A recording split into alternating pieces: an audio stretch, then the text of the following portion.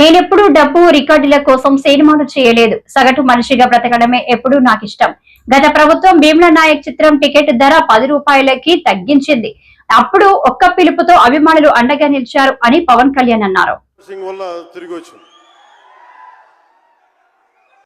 ఈ సినిమా చాలా difficult times లో చేశాను. సినిమాల మీద టెక్నీషియన్ గా నేను ఉండి ఒక నిమిషం సినిమాలు కష్టంగా ఉండి ఒక సినిమా చేయడం ఎంత కష్టమో, సినిమా చేయడం చాలా చాలా కష్టం. నేను మీతో పంచుకోదలుచుకున్నాను ఈ రోజున. మీకు సంబంధించి నేను మొదటి సినిమా నుంచి ఇప్పుడు దాకా జానీ సినిమా నేను చేసినప్పుడు అది ఫెయిల్ అయితే, ఆ సినిమా ఫ్లాప్ అయితే ఎలా ఉంది అంటే ఆ రోజు నా పరిస్థితి, వరుసగా హిట్లు కొట్టి కూడా ఒక్క సినిమా ఫ్లాప్ అయితే అందరూ మీరు వదలలేదు. నేను మీ గురించి ఎప్పుడు మాట్లాడు అంటే ధనం మూలం మిదం జగత్ అంటాం. అంటే అన్ని బంధాలు, కార్ల్ మార్క్స్ చెప్పిన అన్ని బంధాలు ఆర్థిక బంధాలని సినిమా పరిశ్రమలో మరింత బలంగా తెలుస్తాయి. నా రెమ్యునరేషన్ ఇచ్చేసాను అని నా దగ్గర అంతమించి డబ్బులు లేవు. కానీ ఆ రోజు నుంచి ఈ రోజు దాకా ఒకటైతే మార్పు జరిగింది.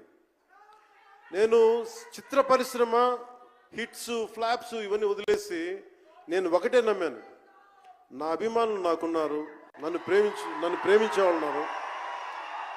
డబ్బుకి ఎప్పుడు నేను ప్రాధాన్యత ఇవ్వను. నేను ఇచ్చింది బంధాలకు ప్రాముఖ్యత ఇచ్చాను. మనిషి నుంచి మనిషి బంధం.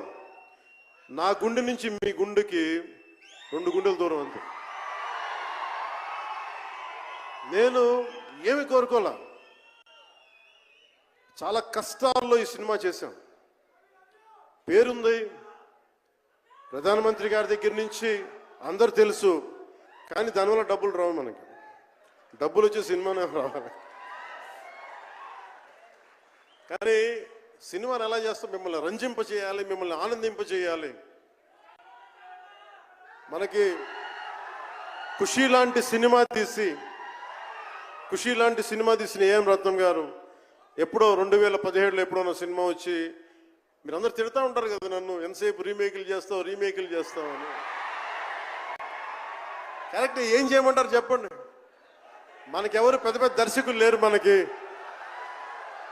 మన కింద నుంచి వచ్చిన వాళ్ళం. మనకి ఒక్క నిమిషం,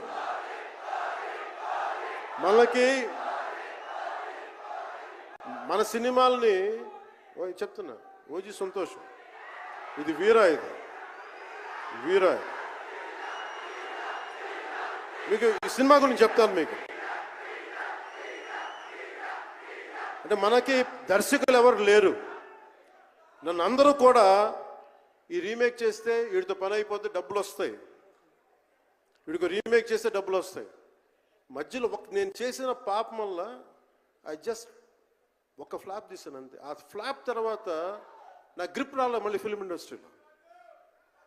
మళ్ళీ నాకు నిలబడింది ఒక త్రివిక్రమ్ శ్రీనివాస్ నిలబడ్డాడు నా కోసం. ఆయన ఎవరో కూడా తెలియదు నాకు. ఎవరన్నా సక్సెస్లో వెతుక్కొని వస్తారు, అపజయాల్లో వెతుక్కొని వచ్చిన నా మిత్రుడు, ఆత్మ బంధువు త్రివిక్రమ్ శ్రీనివాస్ వచ్చి అప్పుడు జలసా తీశారు. కష్టాల్లో ఉన్నప్పుడు లేదు, అడ్వర్సిటీ రివీల్స్ ట్రూ క్యారెక్టర్ అంటారు. కష్టాల్లో ఉన్నవాడే వచ్చినప్పుడు స్నేహితుడు. అలాంటి స్నేహితుడు నాకు భగవంతుడు త్రివిక్రమ్ శ్రీనివాస్ ద్వారా వచ్చాడు. అలాగే ఎందుకు రీమేక్స్ చేశాను మీకు ఉంటుంది కదా. నా పార్టీని ఎవడు నడుపుతాడు? కొత్త కథలు తీస్తే ఎప్పుడో వెళ్ళిపోద్ది. నా భార్యని కానీ నా పిల్లల్ని కానీ ఎవరు పోషిస్తారు?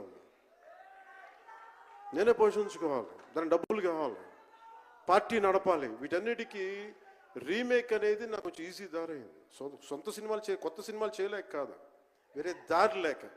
నాకు దేశం పిచ్చి, సమాజ బాధ్యత పిచ్చి, సినిమా మీద ఉన్న కరెక్టే. నేనంటే మీకు పిచ్చి.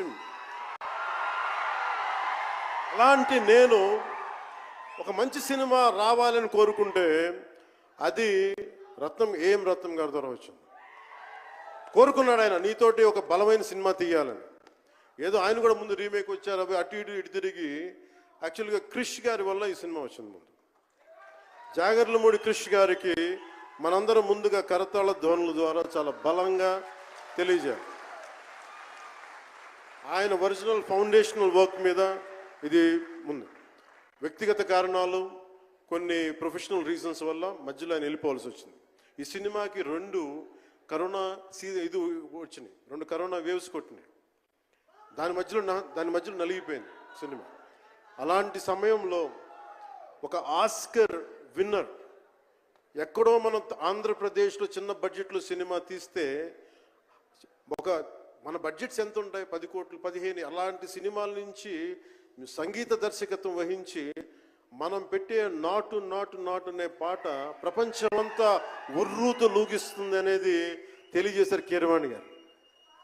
అలాంటి కీరవాణి గారు నేను ఈ సినిమాని ఎన్నిసార్లు చేసే పరిస్థితుల్లో నిజంగా ప్రతిసారి నాకు నిరుత్సాహం ఉండేది. నాకు తెలుస్తూ ఉంటుంది కదా, నిస్పృహ వచ్చినప్పుడల్లా ఆయన ఏదో ఒక ట్రైలర్ రిలీజ్ అయ్యేది, ఆయన మ్యూజిక్ చూస్తే మళ్ళీ ఒక ఉత్సాహం వచ్చేది, ఒక ప్రాణవాయువు నింపేది.